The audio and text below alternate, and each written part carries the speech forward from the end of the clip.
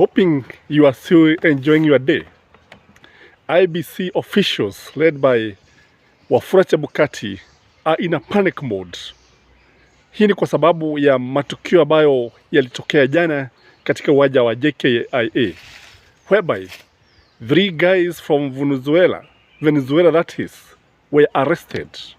One of them had stickers for IBC, and this one caused a lot of alarm.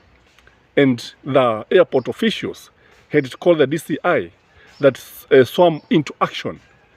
And the guy said that these guys were working for Mathematic Company. And this company is the one that is responsible for KimsKit. It is the one that is providing the KimsKit technology. And the funny thing is that these stickers, if the due process was followed, ni kumaanisha kwamba the stickers were supposed to be printed by Inforicos, because this is a Greek company that won the tender, that is printing the presidential ballot and all the other ballots, anything that any stationery that goes with voting, including the forms. So the question that one's beg to ask is, how are the two working? Or maybe they were going to use them in KimsKit. Maybe IBC is actually going to explain this.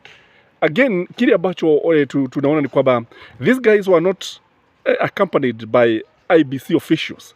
They were walking free, and I think they were coming from Britain, I understand. Na kile ambacho tunapata ni kwamba IBC came out defending these people today, saying that they are bona fide employees of the Mathematic Company. Yes, Mathematic Company. And they are providing the necessary technology.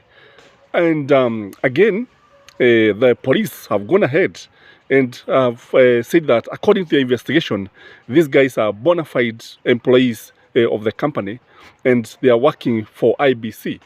But the funny thing is that this guy said that he doesn't know IBC, hata hajuani kwa vyovyote vile. So because of this, I think there are some issues that we need to raise. And one of the issues is that IBC seems not to be ready. Kwa sababu najiuliza maswali mengi. Ni vipi watu wanaweza kuwa na zurura everywhere with election materials and without being accompanied by anybody, without even informing the airport officials that such sensitive documents, such information, such materials would be coming to the airport. Kwa hivyo tunajiuliza maswali mengi. Again, this is too reckless of Wafula Chebukati and his team. Kwa sababu tungetarajia labda kuwe na mtu wa IBC ndio some of the issues that are rising waweze kueleza. Again, the NIS are on red alert. The government, the deep state are on red alert. And this means that no votes will be stolen. No rigging is going to be to take place.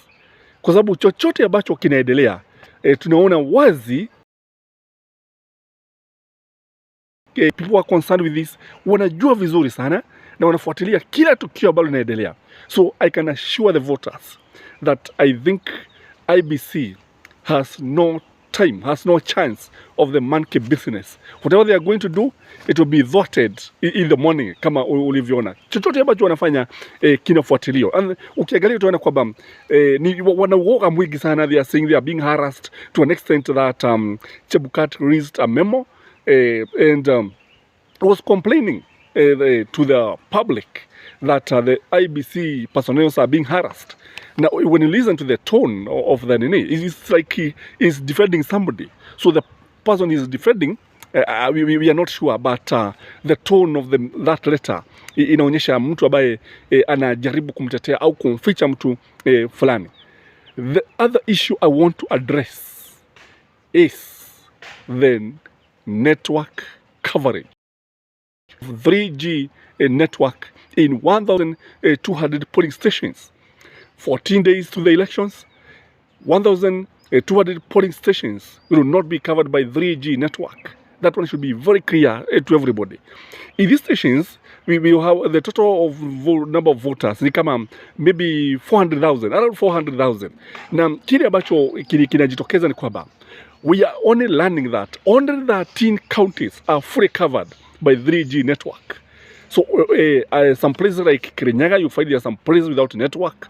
Meru, Barigo, Nyadarwa, and Malikwigi, at some parts of Nakuru, but the worst affected is northeastern.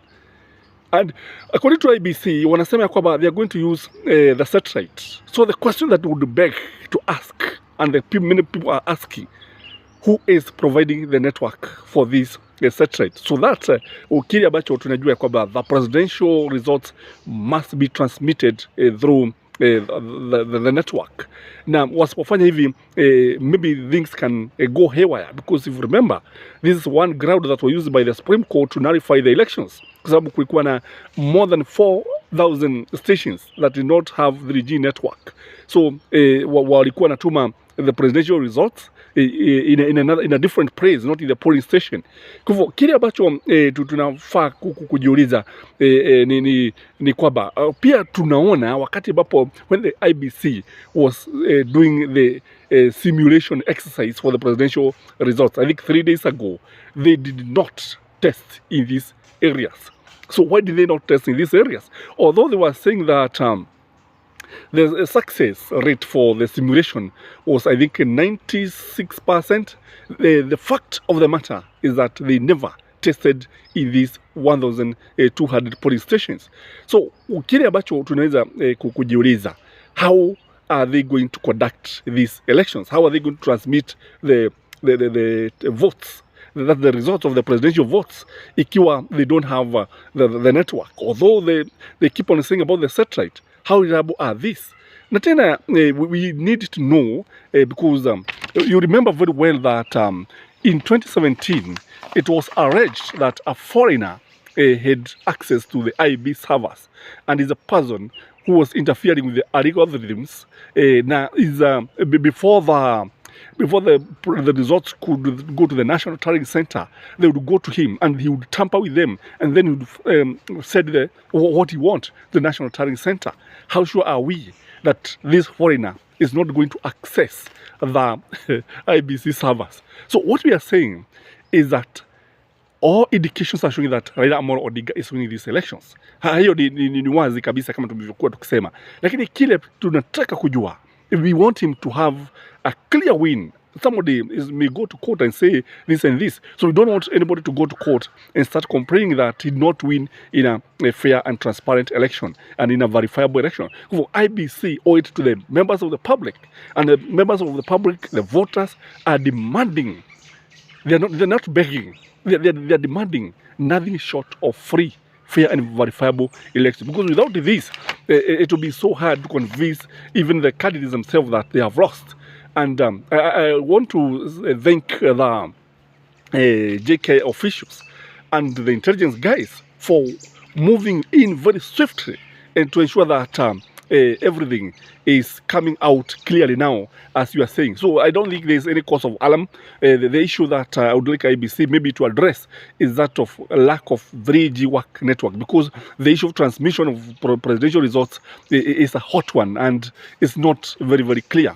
And whether they like it or not, we are going to use both the manual and the electronic voter register. So IBC, kazi kwenu. This is your host, Cassius Kamani, the tallest man in Black Africa. Kindly subscribe to this channel if you have not. Comment our subscribers, like this video, and enjoy your weekend. Bye-bye.